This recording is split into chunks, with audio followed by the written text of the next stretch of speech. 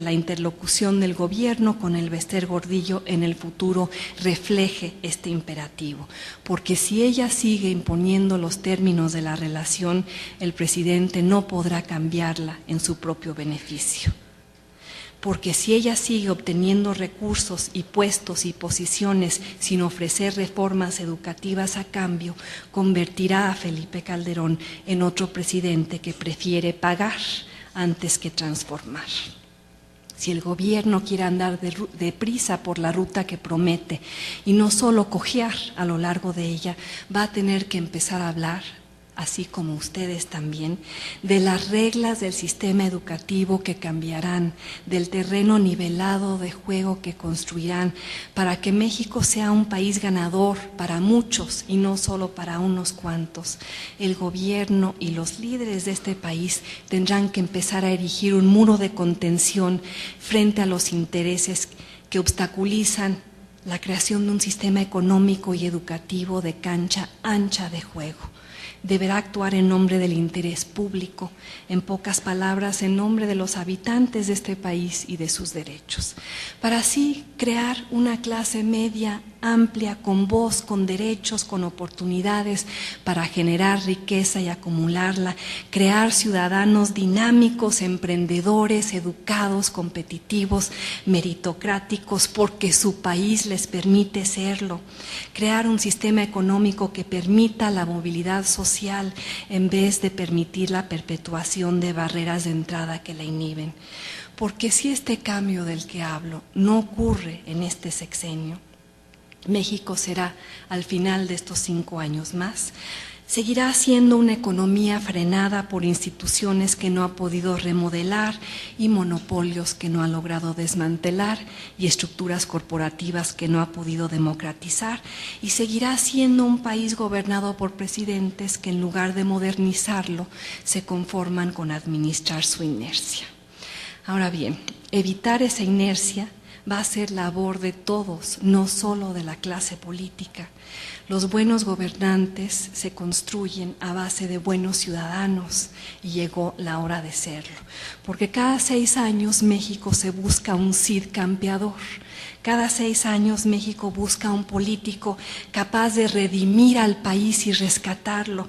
Los mexicanos le gritaron a Vicente Fox una y otra vez en el Ángel de la Independencia: no nos falles, y se sorprendieron cuando lo hizo. Por ello ha llegado el momento de reconocer que no hay salvadores, que solo hay ciudadanos con una obligación compartida: decirnos a nosotros mismos que México cambia, pero muy lentamente, debido a la complicidad de sus habitantes. Todos aquellos que parten de la premisa «así es México», todos aquellos que parten de la inevitabilidad, de la conformidad. Ya lo decía Octavio Paz en El laberinto de la soledad, y lo cito: y si no somos todos estoicos e impasibles como Juárez y Cuauhtémoc, al menos procuramos ser resignados, pacientes y sufridos. La resignación es una de nuestras virtudes populares. Más que el brillo de nuestras victorias, nos conmueve nuestra entereza ante la adversidad. Ahí está nuestro conformismo con la corrupción cuando es compartida, nuestra paciencia frente a un país que solo le da 8 años de educación a su población. El que yo escuche sorprendentemente con respecto al señor Carlos Slim, pues quizá sea un monopolista, pero es nuestro monopolista. Nuestra convicción compartida en el fondo de que México es incambiable. Y el problema es que los ciudadanos conformistas engendran políticos mediocres. Los ciudadanos con bajas expectativas producen gobiernos que los reflejan y sociedades que los transforman en clientes en vez de ciudadanos. Pero en México ha sido más fácil jugar con las reglas existentes que exigir nuevas, ha sido más cómodo seguir las costumbres que confrontarlas, ha sido más rentable históricamente la conformidad cortés que la indignación permanente. Ha sido más aceptable tolerar las grandes omisiones y negociar las pequeñas sumisiones. Pero esa complacencia permite, insisto, en que el país siga cojeando de lado en vez de correr de frente. Y alguna vez el periodista Julio Scherer García le pidió a Ernesto Zedillo que le hablara de su amor por México. Le sugirió que hablara del arte, de la geografía, de la historia del país, de sus montañas y sus valles y sus volcanes y sus héroes y sus tardes soleadas. El expresidente no supo qué contestar. Y hoy es probable que haya mexicanos aquí que tampoco sepan hacerlo, porque con demasiada frecuencia México padece lo que Jorge Domínguez en un artículo en Foreign Affairs llamó la fracasomanía, el pesimismo persistente ante una realidad que parece inamovible. ¿Cuántas veces no piensan? La corrupción no puede ser combatida, los políticos no pueden ser propositivos, la sociedad no puede ser movilizada, la población no puede ser educada, los buenos siempre sucumben, los reformadores siempre pierden, el país siempre pierde, los mexicanos siempre se tiran al vacío desde el castillo de Chapultepec y no logran salir de ahí. Por eso es mejor callar, es mejor ignorar, es mejor emigrar. Pero yo les pediría que reflexionaran sobre aquello que Julio Scherer le pidió a Ernesto Zedillo en esa lista, porque en esa descripción de todo aquello que ustedes aman de México, porque frente a los motivos para cerrar los ojos están los motivos para abrirlos, frente a las razones para perder la fe están todas las razones para recuperarla. Los murales de Diego Rivera, las enchiladas suizas de Sanborns, las mariposas en Michoacán, el cine de Alfonso Cuarón, el valor de Sergio Aguayo, con aquello que Martin Luther King llamó coraje moral. Cuando vociferen que los bonos sexenales y la rapacidad de los sindicatos y la educación atorada y el desempleo constante y la desigualdad lacerante son realidades que ningún mexicano está dispuesto a aceptar. Porque si nadie alza la barra, el país va a seguir abajo de ella.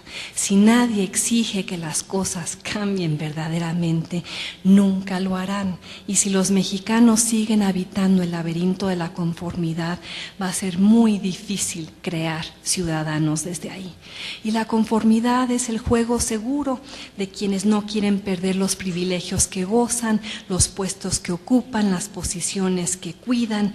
La conformidad es la cobija confortable de los que no mueven un dedo debajo de ella.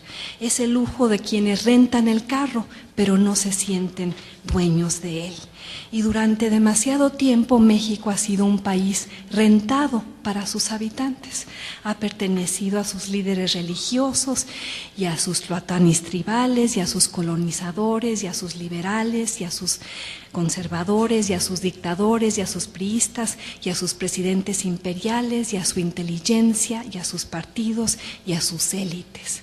No ha pertenecido a sus ciudadanos y por eso pocos lo cuidan, pocos lo sacuden, pocos lo aspiran, pocos lo lavan, pocos lo enceran, pocos piensan que es suyo, pocos lo tratan como si lo fuera, porque como dice Larry Summers, el expresidente de la Universidad de Harvard, nadie nunca ha lavado un carro rentado.